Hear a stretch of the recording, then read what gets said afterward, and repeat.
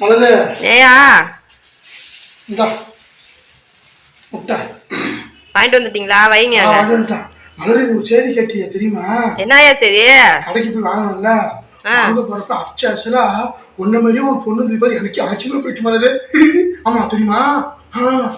நீ என்ன மாரி இல்லைனாலும் பாப்பாயா நீனு? நீ சாதாரண ஆளாயா நீனு? என்னடி இப்படி சொல்ற?